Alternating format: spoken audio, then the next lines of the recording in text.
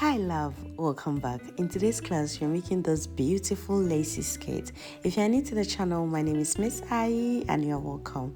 If you're a returning subscriber, thank you my love for always coming back. Let's get right into class.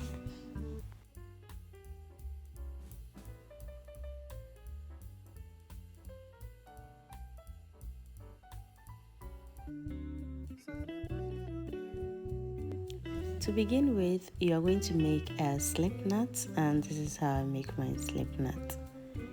We are going to start off by making the band of the skirt. So you are going to chain 9. After your 9 chains, you are going to skip 2, and inside the third stitch, you are going to place a half double crochet. Pull through all 3, yarn over, insert your hook, yarn over, pull through all 3. We are going to work half double crochet in each stitch until the end of the row.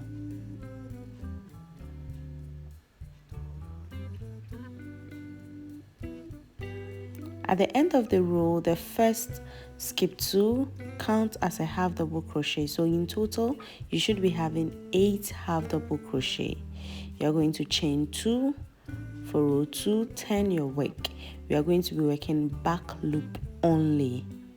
So place half double crochet back loop only in each stitch until the end of the row.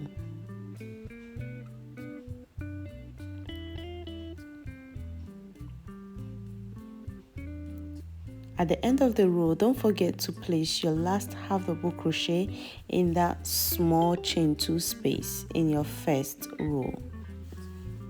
In total, you should have 8 half double crochets. Chain 2, turn your work, and we are going to make half double crochet back loop only in each stitch until the end of the row.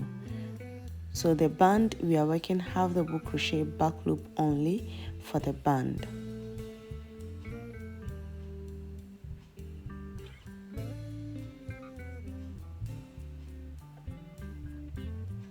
At the end of the row, you're going to chain 2, turn your work, and keep working half double crochet back loop only in each stitch until the end of the row, and at the end you chain 2 and continue.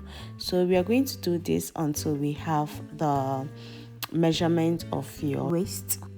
So you're going to take the measurement of your waist and you're going to make the band until the desired measurement. I'll go ahead and work off camera, and I'm going to make 60 rows for the band, and this skirt fits a size 8 to 10. I'm done with my 60 rows for the band, and now we are going to be connecting these 2 parts together to form a circle. So in connecting, we are going to be connecting with slip stitches, or you can also connect it with single crochet, but make sure each stitch is into 1. So in total you should connect with 8 slip stitches, 8 single crochets, or if you're using your darning needle, make sure you align the 2 panels and sew in. So you should be having something like this. Now you're going to chain 1 and turn your work. This is the band. Now inside each row, we are going to be placing 2 single crochet inside each rows, and we are going to be placing it at the border of the row, so the very first stitches. So make 2 single crochet in the first row. In the second row, we are going to make 2 single crochets. In the third row, we are going to place 2 single crochets, and we are going to do this until the beginning or until the end of the row. So keep placing 2 single crochets in each row, and I'll meet you at the end. At the end of your work, you are going to slip stitch in the first chain 1 space. Now we are moving, so this is how your band should be looking like. This is your complete band. Row 1, you are going to chain 4, skip 3 stitches, and inside the 4th stitch you are going to make a single crochet. Chain 3, skip 3 stitches, and inside the 4th stitch you are going to make a single crochet. Chain 3, skip 3 stitches, and inside the 4th you are going to make a single crochet. So this is row 1. It's a mesh row, and you are going to keep doing this until the end of the row. Chain 3, skip 3 stitches, and inside the 4th stitch you are going to make a single crochet, and you are going to do that all around until the end of the row. At the end of the row, you are going to, now I'm left with 4 stitches till the end, so I'm going to chain 4, and inside the very first single crochet I'm going to place a single crochet, or you can make a slip stitch. Now row 2, you are going to chain 3, and inside the mesh space, the very first mesh space, you are going to make a single crochet. Chain 3, and inside the same space you are going to place a double crochet. Make a single crochet in the next mesh space, chain 3, and make a double crochet in the same space. Make a single crochet in the next mesh space, chain 3, and make a double crochet in the same space. Make a single crochet in the following, chain 3, and make a double crochet in the same stitch. So this is the pattern for row, this is the official row 1, so let's call it row 1. You're going to keep doing this until the end of the row. At the end of the row, you're going to slip stitch at the bottom of your chain 3 space. From row 2, preferably I would want you to be turning your work and be working rather than be working in rounds. So to turn your work, you're going to chain 3 inside the first mesh space. You are going to make your single crochet, chain 3, and a double crochet. In the next, you are going to make a single crochet, chain 3, and a double crochet, just the same as we are doing. But if you choose to work in rounds, there's no problem, just that your line will not be aligning, and you want your back line to be very straight. So I would encourage you to turn your work, because I tried this too, and turning your work works perfectly. So chain 3, and inside your first stitch you are going to place your single crochet, and in the same space you place your double crochet. So what I've done is I've divided the work into 2, so you can see there's 2 stitch markers at the size of the work, that is the hip area. So you're going to place your panel and place your stitch marker at your hip, 2 stitch marker to define your work, and the same pattern we are working, you're going to keep making your single crochet, chain 3, double crochet in each mesh space until we get to the stitch marker space.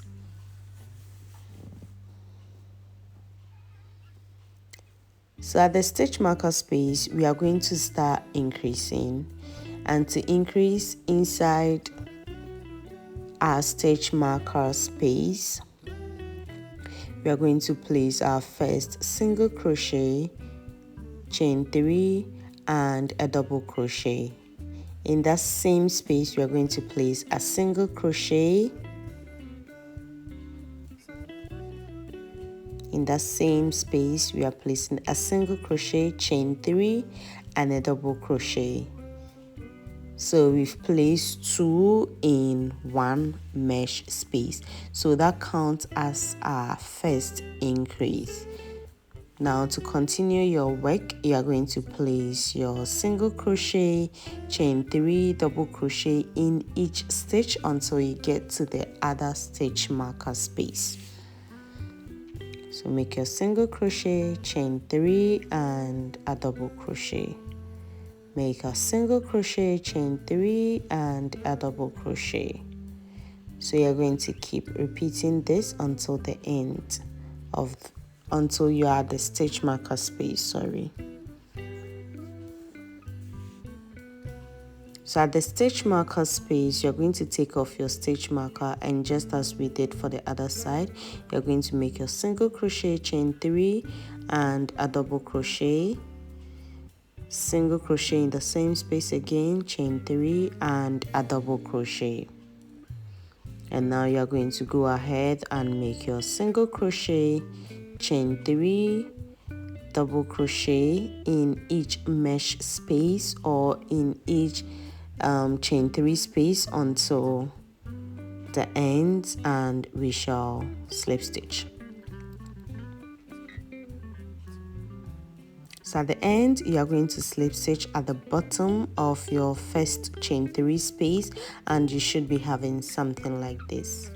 Now row 3 would be no increase row, so chain 3 and make your single crochet, chain 3 and a double crochet in your first mesh space, and you are going to keep working your single crochet, chain 3 and double crochet in the same mesh space in each stitch until the end of the row.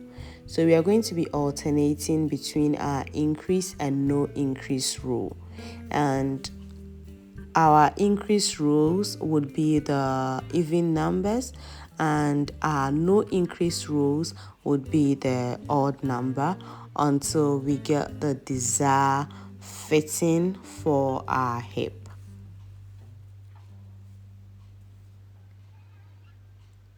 So this is a no increase row, so go ahead and make your single crochet, chain 3 and a double crochet in each stitch until the end of the row.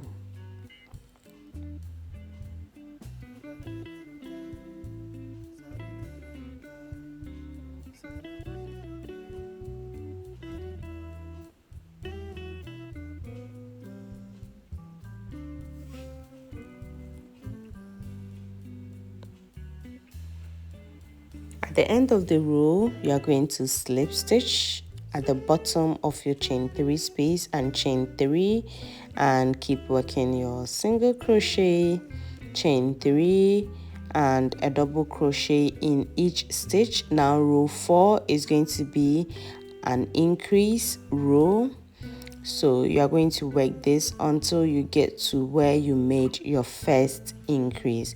So please, if you cannot eyeball your increase, where the area you made your increase, please put your stitch marker there so you don't miss the spot. For me, I can eyeball it when I get there, so I'm at the point of the increase and I'm going to place my single crochet, chain 3, double crochet in the same space. I would make a single crochet again, chain 3 and a double crochet all in the same stitch. So that is my increase. So you're going to go ahead until you get to the other side of your work where you made the second increase, and we are going to place an increase.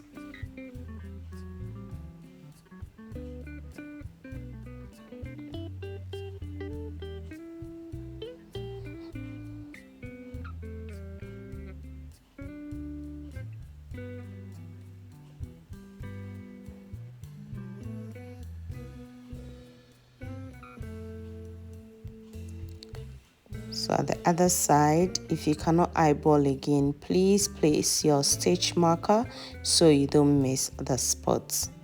So I'm at the next increase and I'm going to put my second increase.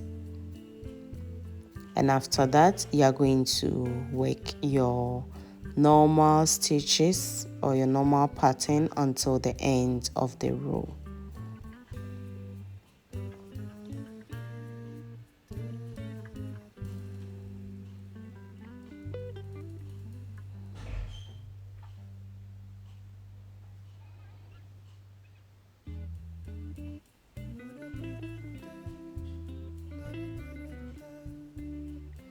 And please, again, don't work in rounds.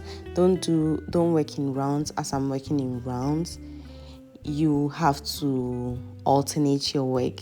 It's just something I've tried. You would get a very perfect outcome in terms of your back straight line.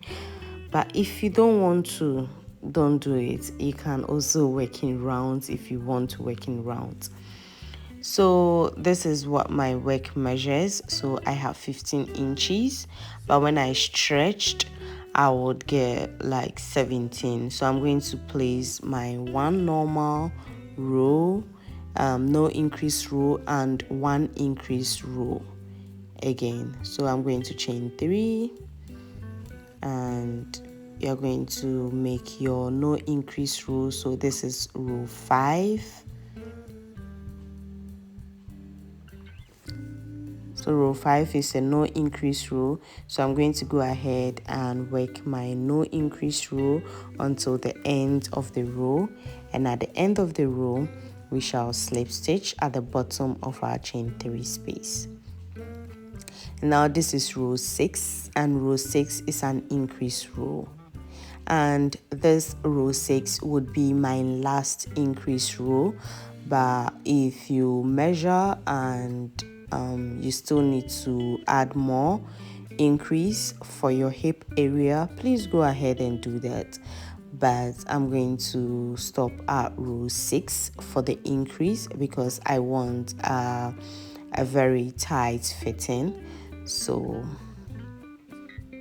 after this row 6, we are no longer going to increase our work, or I am no longer going to increase the work again, and I'm going to just work normal rows until my desired length. So go ahead, and also please don't skip any increase row when you get there. So you should place your stitch marker if you know you cannot eyeball it, and just work your no increase. Keep alternating your no increase and increase rows until you get the desired length for your hip. If you haven't subscribed to the channel up until this point, my love, my darling, my baby, please do. And if you are a returning subscriber, thank you, my love, my baby, my darling. You are the real one. Thank you for always coming to class. I appreciate your support. So we are still on row 6, and I'm going to place my second increase.